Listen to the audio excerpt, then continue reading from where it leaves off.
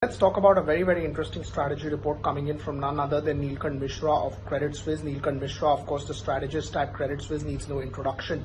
Once you talk about the strategy report, they were quite overweight as far as the metals pack is concerned, and specifically on the steel names. But what they have done now is they have gone from an overweight to an underweight. In December 20, they added an overweight. Since then, stocks have done phenomenally well. Of course, now they had some weightage earlier as well. But now what they have advised their client is that a lot is in the price. There has been a sharp rally as far as these steel names are concerned. Yes, there were some changes, but according to them, they are not structural in nature, or the best seems to be behind as far as profits of these steel companies are concerned, and that's why they have downgraded. On the other hand, they have downgraded Tata Steel, JSPL, JSW Steel, most of them to neutral. However, JSW within their portfolio is now an underweight. Then when you talk about what they advise in metal, they advise their clients to switch to aluminium. So names like Hindalco is what they particularly like.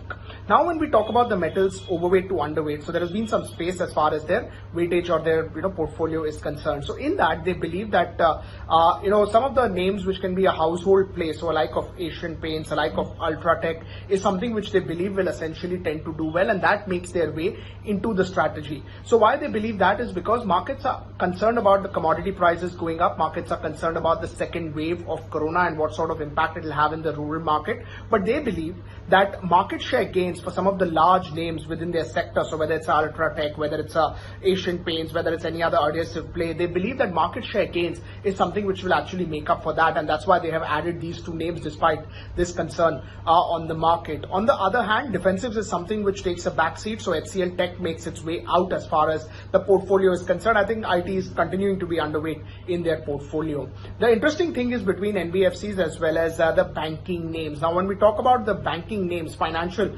is the largest representative as far as the sector in India is concerned, and SBI is now among their top picks along with other private banks that they have. So they believe that that is something which should be a part of high beta portfolio within their names. On the other hand, they are not that aggressive as far as NBFCs is concerned. So SBI, some of the other private names is what they particularly like. And on the consumption side, or on the rural play side, Asian Paints as well as Ultratech makes their way into their particular strategy. Now, when you talk about the strategy of Neelkanth, generally they don't tend to change their portfolio quite often, but because of the sort of moves that you've seen on some of these metal names, even Credit Suisse as a house has gone ahead and downgraded the steel names. There is no mention of non-steel names within that downgrade, but you have a JSW Steel which has been now underweight in their recommendation, which was a neutral earlier, and some of the names that they had, the likes of SAIL, the likes of Tata Steel, the likes of JSPL, some of them were overweight as well. Now they make their way